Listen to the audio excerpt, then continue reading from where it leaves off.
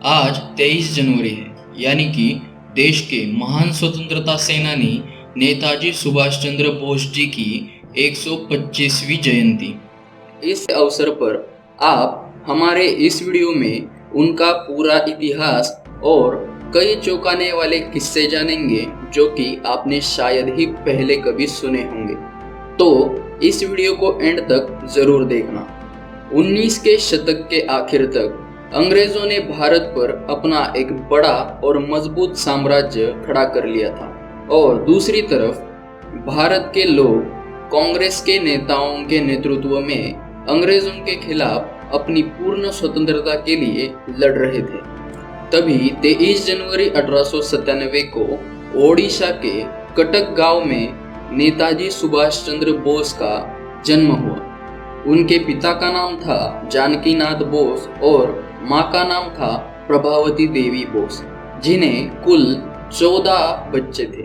उनमें से 8वें थे नेताजी सुभाष चंद्र बोस, जो कि बचपन से ही पढ़ाई में काफी ज्यादा होशियार थे। इसके चलते उनके घर वालों को लगता था कि सुभाष आगे जाकर एक बड़ा ऑफिसर बनेगा। ऐसे में नेताजी ने अपनी पढ़ाई प्रोटेस्टेंट यूरोपियन स्कूल से पूरी की और आगे जाकर कलकत्ता के बड़े कॉलेजों से अपनी पढ़ाई पूरी करते हुए उन्होंने बीए की डिग्री हासिल की। लेकिन उसी समय में उनके ऊपर स्वामी विवेकानंद और रामकृष्ण परमहंस जी जैसे व्यक्तियों के विचारों का प्रभाव पड़ने लगा और उन्हें लगने लगा कि हमें पढ़ाई से ज्यादा देश के हित में कार्य करना चाहिए, और उनके विचार देशभक्ति से भर गए। इसके चलते वो जहां भी अंग्रेज भारतीय लोगों पर अन्याय करते हुए देखते थे तो उनके खिलाफ आवाज उठा देते थे। ऐसे में उन्होंने अपनी इस देशभक्ति के जुनून में उस समय में वो अपने कॉलेज के प्रोफेसर से ही लड़ पड़े थे। लेकिन उनके पिता इन हरकतों से चिंतित हो गए और उन्होंने सुभाष जी को दूर लंदन में अपनी आगे की पढ़ाई पूरी करने के लिए भेज दिया। इंग्लैंड में पढ़ाई करते हुए सुभाष जी ने इंडियन सिविल सर्विसेज की परीक्षा 4th रैंक से पास कर ली और वो IAS बनकर भारत लौटे। लेकिन भारत वापस लौटने के बाद अपने घर वालों के सामने अंग्रेजों के नीचे रह काम करने को ना कहते हुए उन्होंने भारत की आज़ादी के लिए काम करने का अपना विचार घर वालों के सामने साफ साफ बोल दिया और वो देश को आज़ाद करने के लिए काम करने लगे। ऐसे में उन्होंने स्वराज नाम से एक अखबार खोल के अपने देशवासियों में भारत की आज़ादी के लिए देशभक्ति के भावनाओं को और भी मजबूत करने का काम किया। 1923 में उन्हें ऑल इंडिया यूथ कांग्रेस का प्रेसिडेंट बना दिया गया और इस क्षेत्र में भी अच्छा काम करते हुए उन्होंने आगे चलकर वो 1927 को ऑल इंडिया कांग्रेस के जनरल सेक्रेटरी बन गए। अपने देशभक्ति से भरे हुए भाषण देने के अंदाज से और अपना मत स्पष्ट रूप से सबके सामने रखने के कारण वो जल्द ही सभी लोगों में लोकप्रिय होने लगे और आगे जाकर उन्हें 2 बार अखिल भारतीय कांग्रेस के अध्यक्ष के रूप में चुने गए। लेकिन कांग्रेस के अध्यक्ष बने होते हुए भी उनके कांग्रेस के कई नेताओं के साथ मतभेद होते रहते थे। कांग्रेस के बड़े नेता जैसे कि गांधी जी, नेहरू जी और सरदार वल्लभ भाई पटेल जी, ये सभी नेता अहिंसा के मार्ग पर चल के भारत को स्वतंत्रता दिलाना चाहते थे, जबकि नेताजी का मानना था कि अंग्रेजों से अहिंसा के रास्ते पर चलकर हमें आज़ादी नहीं मिलेगी। उसके लिए हमें अंग्रेजों से साम दाम दंड भेद के तरीकों से ही लड़ना पड़ेगा। लेकिन इन विचारों के मतभेद से नेताजी कांग्रेस में अध्यक्ष होते हुए भी अकेले पड़ने लगे, तो उन्होंने ऑल इंडिया कांग्रेस के अध्यक्ष पद से रिजाइन करते हुए कांग्रेस से दूरी बना ली। तो वो अपनी सशस्त्र क्रांति के मार्ग पर चलने के लिए आगे बढ़े। उन्होंने फॉरवर्ड ब्लॉक के नाम से एक नए संघ की स्थापना की। उसी समय दूसरा विश्व युद्ध शुरू हो गया। इस समय में अंग्रेजों ने भारत के सैनिकों से बनी ब्रिटिश इंडियन आर्मी के जवानों को भी अपनी जीत के लिए दूसरे राज्यों से या देशों से लड़ने के लिए दूर देशों में भेजना शुरू कर दिया। नेताजी ने अंग्रेजों के इस बात का कड़ा विरोध किया और ब्रिटिश इंडियन आर्मी के जवानों को युद्ध में आ जाने के लिए रोकने के लिए अंग्रेजों के खिलाफ अपने भाषण के जरिए आवाज उठाई, लेकिन अंग्रेजों ने उन्हें कैद कर लिया। ये उनकी 11वीं जेल थी, लेकिन जेल में होते हुए भी भूख हड़ताल के द्वारा उन्होंने अंग्रेजों के खिलाफ अपनी लड़ाई जारी रखी। जल्द ही अंग्रेजों ने उन्हें रिहा कर दिया, लेकिन उन्हीं के कलकत्ता के घर में नजर कैद में रखा। इस जेल के बाद नेताजी समझ गए थे कि अंग्रेज उन्हें हमेशा के लिए चुप कराना चाहते हैं, जैसा कि अंग्रेजों ने और भी कई सारे हिंसावादी या सशस्त्र क्रांतिकारियों के साथ किया था।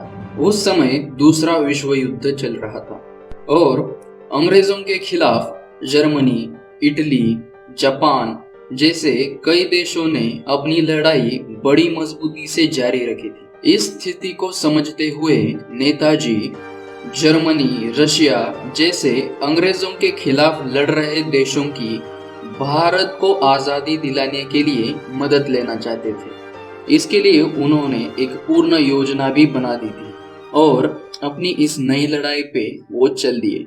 कलकत्ता के अपने घर में कुछ दिनों के लिए एकांत में रहने के बाद एक रात को वो अपने कुछ साथियों को ही अपनी योजना के बारे में बताकर कड़ी से कड़ी नजरबंदी को तोड़ते हुए अफगानिस्तान के पेशावर में जाकर पहुंच गए।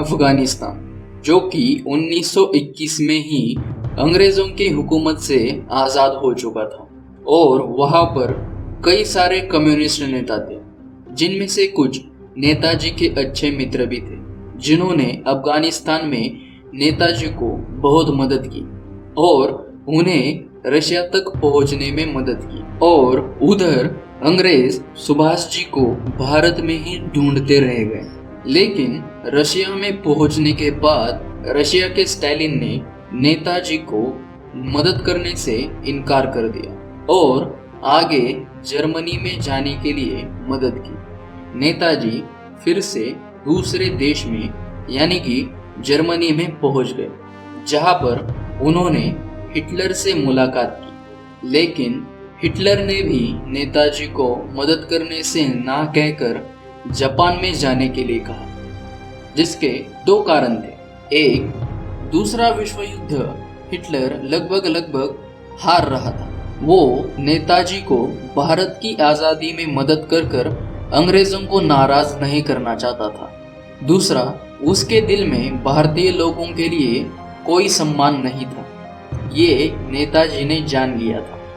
जर्मनी में पहुंचने के बाद नेताजी ने बर्लिन में एक रेडियो केंद्र शुरू कर वो अपने भाषणों के द्वारा भारतीय लोगों को अंग्रेजों के खिलाफ लड़ने को प्रोत्साहित करते रहते थे। जर्मनी से एक पनडुब्बी में सफर करते हुए नेताजी जापान में पहुंच गए, जहां पर 1915 से ही रास बिहारी बोस, जो कि भारत की आज़ादी के लिए लड़ते रहे थे, उन्हें देश निकाला जाने पर जापान में रहकर अंग्रेजों के खिलाफ कई हिंदुस्तानियों को एक करके अपनी आज़ादी की लड़ाई जारी रखे हुए थे।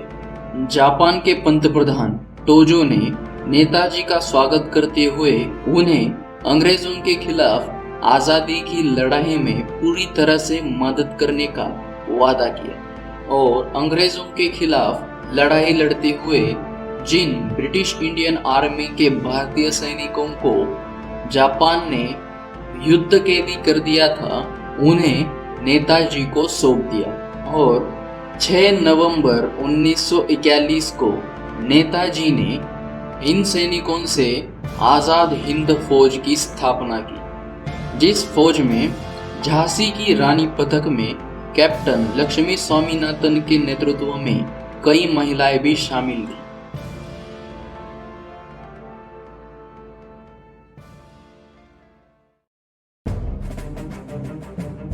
तो कुछ इस तरह से नेताजी ने 55,000 सैनिकों की आज़ाद हिंद फौज जापान में खड़ी कर ली थी, जिस फौज का अभिवादन का शब्द था जय हिंद, निशान था तिरंगा ध्वज, घोषणा वाक्य था चलो दिल्ली और समर गीत था प्रसिद्ध कदम कदम बढ़ाए जा।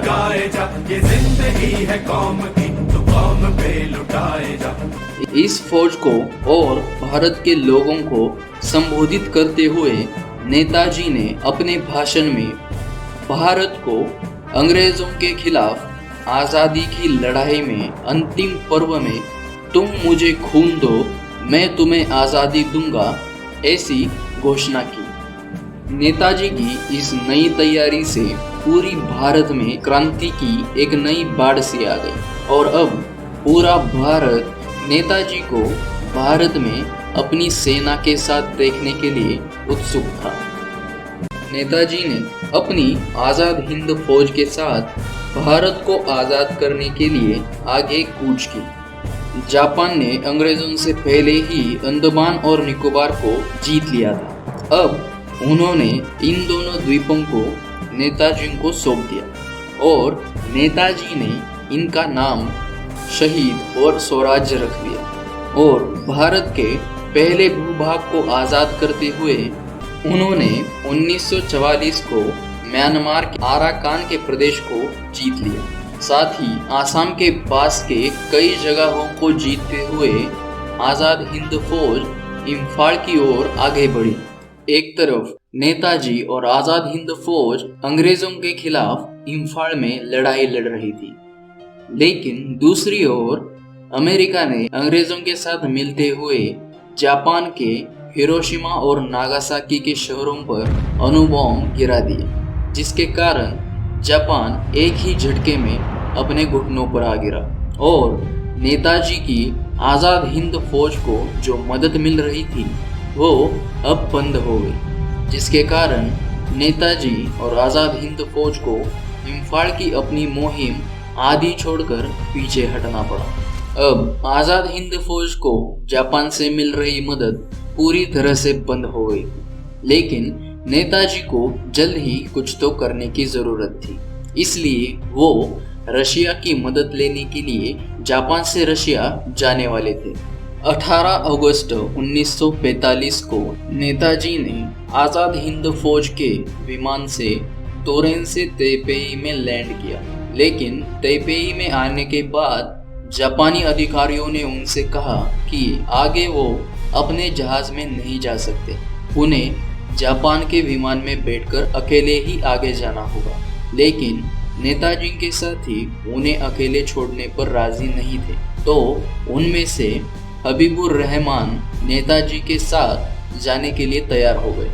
लेकिन तैपेई के रनवे से उड़ान लेने के बाद कुछ ही समय में नेताजी के विमान का एक इंजन फेल हो गया, वो विमान क्रैश हो गया।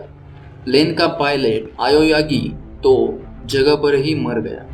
हबीबुर रहमान और नेताजी प्लेन के क्रैश होने के कारण फंसे रहे और प्लेन में लगी हुई आग उन तक पहुंच गई और नेताजी की इस एयरप्लेन क्रैश में 3rd डिग्री बर्न होने के कारण मृत्यु हो गई। नेताजी सुभाष चंद्र बोस जी की मृत्यु, ये घटना किसी के लिए भी एक्सेप्टेबल नहीं थी। पूरा देश इस बात से शोक में डूबा रहा और वहां पर अंग्रेजों ने आज़ाद हिंद फौज के सैनिकों को कैद करके लाल किले के जेल में डाल दिया और उनके खिलाफ देशद्रोही का मुकदमा चलाकर उन्हें आजन्म कारावास की शिक्षा सुना दी। लेकिन इस बात से भारत की जनता भड़क उठी। भारत में सभी जगह पर अंग्रेजों के खिलाफ भारत के लोगों ने बड़ी जोरदार लड़ाई देना शुरू कर दिया। ऐसे में मुंबई के ब्रिटिश इंडियन नेवी के कर्मचारियों ने भी अंग्रेजों के खिलाफ साफ साफ विद्रोह कर दिया। इसी के साथ ब्रिटिश इंडियन आर्मी के सैनिकों ने भी अंग्रेजों के खिलाफ बड़ी मात्रा में विद्रोह करना शुरू कर दिया। अब अंग्रेजों को ये बात समझ में आ गई थी कि वो भारत को ज़्यादा देर आज़ादी से दूर नहीं रख सकते थे। आखिर 15 अगस्त 1947 को अंग्रेजों ने भारत को स्वतंत्रता दे ही दी। भारत को आजादी दिलाने वाले सभी क्रांतिकारियों में नेताजी की अपनी एक अलग ही प्रतिमा है। नेताजी ने कभी भी देश की आजादी के सामने किसी भी बात का विचार नहीं किया। उनका सिर्फ और सिर्फ एक ही लक्ष्य था, वो था भारत का पूर्ण स्वराज्य, जिसके लिए वो अपनी जिंदगी के आखिरी समय तक लड़ते रहे। नेताजी ने भारत को अंग्रेजों से आजाद कराने के लिए न सिर्फ आजाद हिंद फौज की स्थापना की थी, बल्कि उन्होंने तो भारत के आजाद होने के बाद भारत की सरकार का भी नियोजन कर दिया था। उन्होंने सबसे पहले आजाद भारत की करेंसी को पब्लिश भी किया था। 1956 में जब ब्रिटेन के प्राइम मिनिस्टर एटली भारत के दौरे पर आए थे, तो उस समय के इंडिया के गवर्नर फणिभूषण चक्रवर्ती ने उनका इंटरव्यू लेते हुए उनसे पूछा था कि भारत को स्वतंत्रता दिलाने में महात्मा गांधी के स्वतंत्रता संग्राम की आपको कितनी अहमियत लगती है? तो इसका उन्होंने जवाब दिया था, बहुत ही कम। इस बात से ये साफ हो जाता है कि अंग्रेजों को नेताजी सुभाष चंद्र बोस का कितना डर लगता था और उनकी आज़ाद हिंद फौज का उन पर कितना ज़्यादा प्रभाव पड़ा था। नेताजी भारत को स्वतंत्र होने के बाद भी एक पूर्ण तरह से विकसित भारत के रूप में देखना चाहते थे। इसीलिए तो लोग उन्हें नेताजी सुभाष चंद्र बोस कहते थे। ऐसे महान क्रांतिकारी, देशभक्त और महानायक को हमारा प्रणाम। जय हिंद।